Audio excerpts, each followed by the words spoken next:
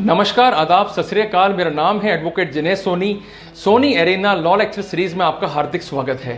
साथियों, आज एक एडवोकेट के रूप में नहीं, आज एक आम इंसान के रूप में आपसे जुड़ने जा रहा हूं, आपसे बात करने जा रहा हूं। आप में से ही मेरे अपने भाइयों ने, मेरी अपनी बहनों ने मुझे मैसेज करके ये जानने का प्रयास किया कि अगर हमारा पेशेंट प्राइवेट हॉस्पिटल में इलाज ले रहा है, इलाज के दौरान उसकी मृत्यु हो जाती है, तो क्या बगैर बिल दिए भी हम अपने पेशेंट की बॉडी को रिकवर कर सकते हैं? इस पे कोई कानून हो तो बताने का आप कष्ट करें।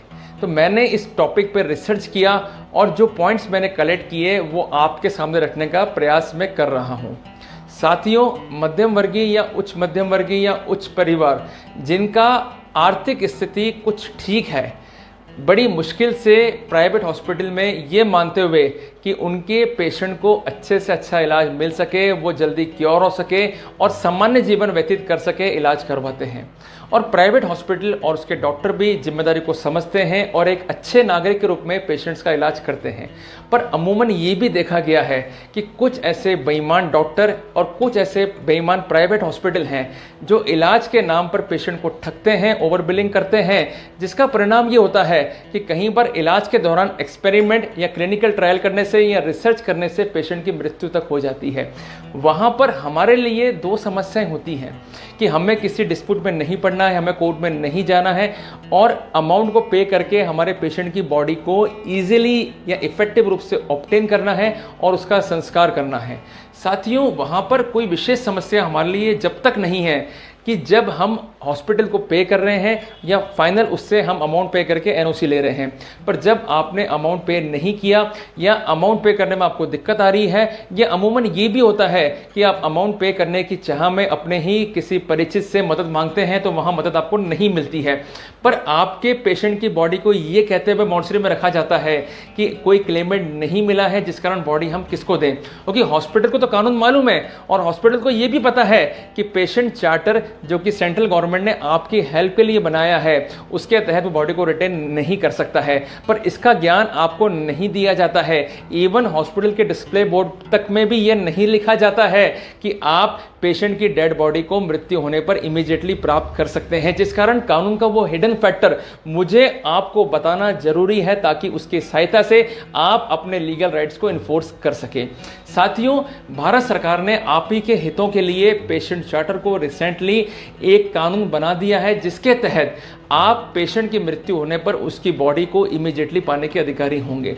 पर इसका उपयोग कैसे करना है, इसकी जानकारी भी आपको होना जरूरी है, क्योंकि हॉस्पिटल हमेशा ही इस कानून के खिलाफ ये तर्क देते आए हैं कि ये कानून हमारे अधिकारों के खिलाफ है। अगर लोग पैसा पे नहीं करेंगे, बॉडी ले जाएंगे तो हम पैसा कैसे रिकवर करेंगे, हॉस्पिटल घाटे में आ जाएगा। पर जरा सोचिए कि एक मध्यम वर्गीय परिवार का व्यक्ति अपने माता पिता या भाई बहन या किसी मित्र का इलाज करवा रहा है, पैसे खत्म हो गए हैं और पैसे नहीं दे पा रहा है और बॉडी को स्ट्रक कर लिया गया है, रिटेन कर लिया गया है, तो इमोशनली वो कितना हर्ट होते हैं। तो वहाँ पर सबसे मानवता का जो पैरामीटर है वो सबसे ऊपर है।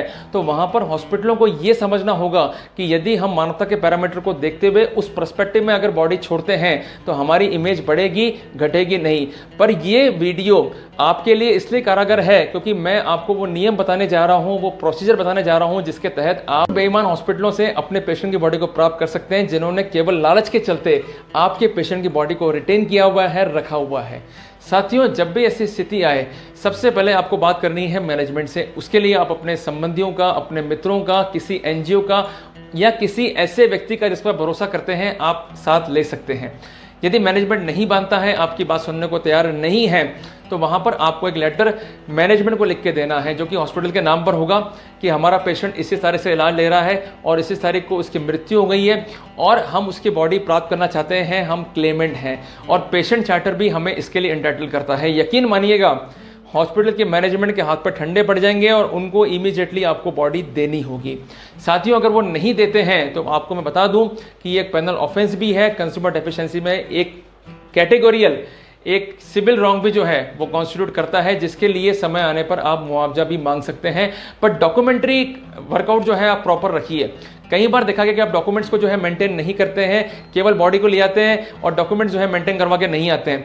डॉक्यूमेंट्स को रिसीव कराइए, इसकी रिसिप्ट रखिए, डॉक्यूमेंट को आप ईमेल से भेज सकते हैं, डॉक्यूमेंट को आप जरूरत होने पर बाय पोस्ट भी भेज सकते हैं। और यदि आप ये पैरामीटर लेते हैं तो वहां पर इमीडिएटली बॉडी को रिलीज करना होगा, और यदि हॉस्पिटल रिलीज नहीं करता है तो 3 कॉन्सिक्वेंस फेस करने होंगे हॉस्पिटल को। सबसे पहले बात केस बनेगा मैनेजमेंट पे कि आपने बॉडी को रिटेन किया है। नंबर 2, कंज्यूमर डेफिशिएंसी होगी, वहां पर मुआवजा आप ले सकते हैं। और तीसरी बात, हॉस्पिटल का लाइसेंस जो है वो निरस्त होगा। तो इसके लिए आपको जो संस्थान है जिनसे वो हॉस्पिटल रजिस्टर्ड है उनसे भी कॉरेस्पॉन्डेंस करना होगा। वो 4 संस्थान है। सबसे पहले बात, गवर्नमेंट ऑफ इंडिया का जो डिपार्टमेंट है हेल्थ का, उससे आप कॉरेस्पॉन्डेंस कर सकते हैं। ये एड्रेस जो है आपको इजीली अवेलेबल है गूगल के ऊपर। इसके अलावा स्टेट में जो हेल्थ अथॉरिटी है उससे आप कॉरेस्पॉन्डेंस कर सकते हैं। तीसरी बात, जो मेडिकल काउंसिल ऑफ इंडिया है और स्टेट मेडिकल काउंसिल है उससे आप कॉरेस्पॉन्डेंस कर सकते हैं। और चौथी बात, आप ह्यूमन राइट एसोसिएशन या ह्यूमन राइट काउंसिल से आप जो है कॉरेस्पॉन्डेंस कर सकते हैं। इन सबके एड्रेस जो है गूगल पे आप सर्च कर सकते हैं, नेट पे इजीली अवेलेबल है। और यदि आपको नहीं मिलते हैं तो मैंने अपने डिस्क्रिप्शन बॉक्स में टेकआउट कर दी है, वहां से आप इसको जो है क्लिक कर सकते हैं, प्राप्त कर सकते हैं। तो साथियों, ये एक सामान्य जानकारी कानून की है। अगर हम अवेयर रहेंगे तो अपने ही राइट्स को हम इन्फोर्स कर पाएंगे और हमें किसी के आगे हाथ जोड़ने की जरूरत नहीं पड़ेगी।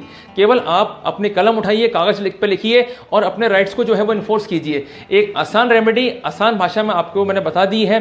जितना आप इन्फोर्स करेंगे उतना ही आपको फायदा मिलने वाला है। तो साथियों, ऐसे ही टॉपिक्स पर मैं आपके लिए वीडियो बना के लाता रहूंगा ताकि आपको मैं लीगली अवेयर कर सकूं, आपके लीगल राइट्स को आप इजीली उस पर्सपेक्टिव में इन्फोर्स कर सकें ताकि आपका शोषण ना हो। आपने मुझे सुना, उसके लिए धन्यवाद। जल्दी मिलेंगे एक नए टॉपिक के साथ। जब